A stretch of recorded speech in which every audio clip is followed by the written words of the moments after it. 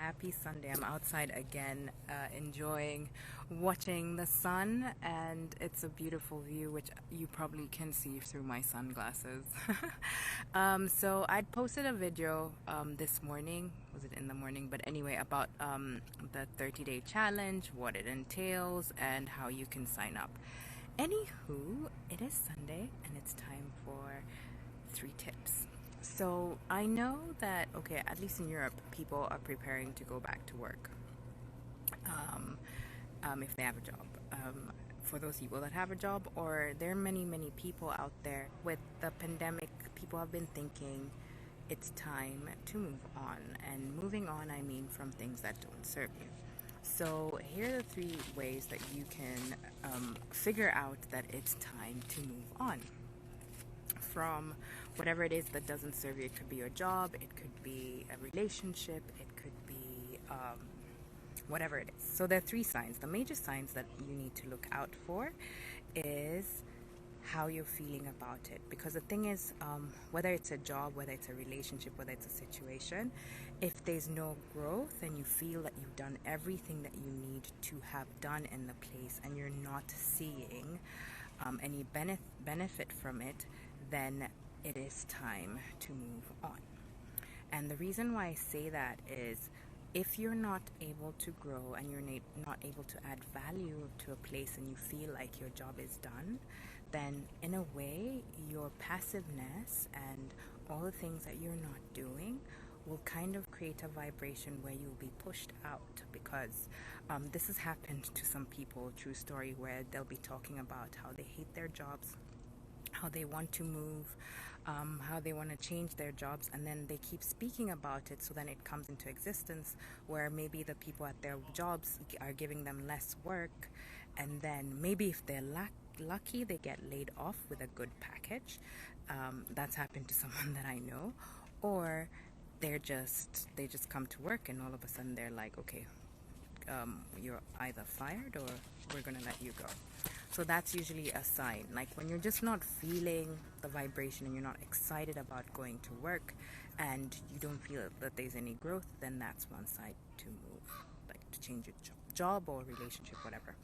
2, the other thing that when you know that it's time to move on from whatever you're doing, you feel that something's missing. You feel that you're not getting the fulfillment that you need. It could be in maybe people are not working with you, they could be hostile, there's no form of communication, or you've tried all forms of communication and it's not working. And that could also mean that you're not in the same vibration with the job that you're working in, or the same vibration with the person that you're with. And sometimes it could be something that you really love, but that thing doesn't love you back, and it's maybe nothing wrong with you. It's just that you have worked so hard on yourself to become this better person that there's another calling for you out there. And that is something that's very important to consider. And the third thing, when you're considering about moving on from a job or a relationship or whatever it is that you're trying to move on, is that you'll see signs. Like if you're thinking, this is what I need to do, I want to move countries, maybe you'll get an advertisement of a country that you want to move to, or you'll start getting signs of things that keep happening, like random things. Because I don't believe in coincidences, to be honest. I remember someone told me that a coincidence is a God incident. Basically it's something that, like, some divine timing, or something of the sort. Because there's some people maybe you've never seen in years, but then on a certain particular day you just bump into each other and you may be talking for hours and you're like, it's really good to see you, you know. So you need to look out for those coincidences. And sometimes, you know, the things that you think about internally also come out externally. So basically it's above, so below, so within, so without. So whatever you are thinking within your inner world manifests in your outer world. So those are the 3 tips. So I'll break it down for you. So the first tip was you're not you just feel like there's nothing more that you can do. 1. 2, you're not on the same vibration, and then you feel like it's not the best thing for you. Sorry about the background noise.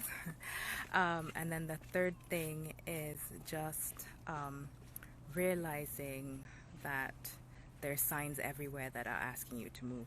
And sometimes even those signs might be that the company might be closing down shop, or there are other things happening within. So those are the three signs that I can give you today, in learning to let go of whatever situation that you're in. And I think it's really important. I sometimes I work on Sundays, and I actually have a client that I work with, that I'm coaching with, helping. We're actually doing something that I used to do years back. In 2016, I used to coach people on assertiveness and how to get their points across. And we were talking about, so I was teaching her today the difference between aggression, because sometimes there's a really thin line between that, and some people think that it's okay, because aggression, it's okay to be rude to someone, and that's the form of assertion. Of assertion, but it's not true. So I gave her a scenario. So this is the scenario that I gave my client. I was like, imagine your laptop breaks down, and you call the shop that needs to fix it up, and you're like, hi, I need to fix my laptop. And then after that, there's like, yeah, bring it in, we have time. And then you go there, and you're like, okay, I called, I need my laptop fixed. And then the person's like, I'm sorry, but we're full right now, we're not able to take your laptop. And then you decide to be angry.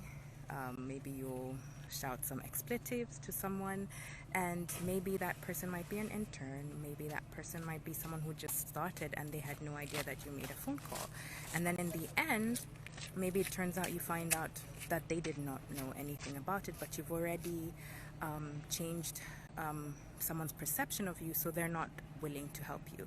So then there's group B, the other person. So that is aggression. And then the other, so now when you're being assertive, what you would do is like you'd call, and then the same scenario there, and then you realize you're not getting the help you need. So you maybe ask for the person who you talk to on the phone and explain your situation and tell them the timelines, that I'm sorry, but I really need this laptop before the 3 weeks, because maybe I have a thesis to write, maybe I have this thing and it's my lifeline, like I'm not going to be able to earn money. And just be really not critical, but just talk in a calm manner and a calm voice, and people are more likely to help you, right? And then that's the way you can get your point across, and you've been assertive without having to be aggressive. And that is the thing, because there are many modes of communication. There's nonverbal, there's body language. Nonverbal is basically body language, and also with the things that you, like for example, the things that you may say or the things that you may do. And this does not count for passive aggressiveness, because that's a whole another topic for another day. I had spoken in the beginning that I just put up a video today just showing you how to sign up for the 30-day healing challenge. And the reason why I did that was I realized there was a need. After the self-love challenge, I realized that there were some people who actually lost someone but did not know how to deal with it. And I decided that people need that sense of healing, because we're going to September, and we've been trying to make it this year with everything that's been happening. And I feel like we want 2021, like getting to the next year with more vibrance, more healing, more self-awareness, especially because most people who go through grief, people go through anger for sure. Like there's no one who can say that they lost someone and they did not feel angry that they lost the person that they had. And loss could be death, loss could be an end of a relationship, loss could be in many different forms. So it doesn't necessarily mean that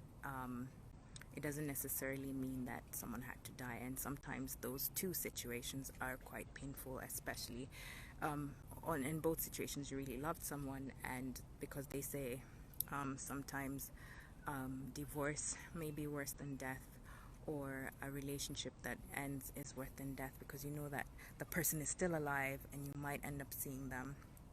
And that is also a tough thing to deal with, because when someone's dead, they're gone from this physical plane, so you're not able to see them. but then you know that this other person, when it's divorce or relationship ends, you know that they're existing somewhere in the world, and just being okay with that. And then with my healing sessions or whatever I do, we really dig deep, and it's only €1.90 a day, and 190 Kenya shillings. So just check out the video, sign up, and I hope to see you there. But other than that, I'd love to wish you a lovely beginning to your week, and I hope that I will see you on Thursday, because I go live on Sundays and Thursdays. Let's connect. DM me if you have any questions, and I'm still offering healing sessions. If you would like one, just let me know and I'll explain it to you. The reason why I prefer people to DM me about the healing sessions is because I do them in different ways with different people. So there's no like one set way in what I do, and it's not Reiki. I don't do Reiki. I'm not certified in Reiki, but I am certified in intuitive healing. But I also do other aspects that it's easier to explain in person if you're interested. So let me know, and I'll catch you later. So for now, ciao, take care, and for those catching the replay, have a lovely, lovely, lovely Sunday and start to your week. Ciao.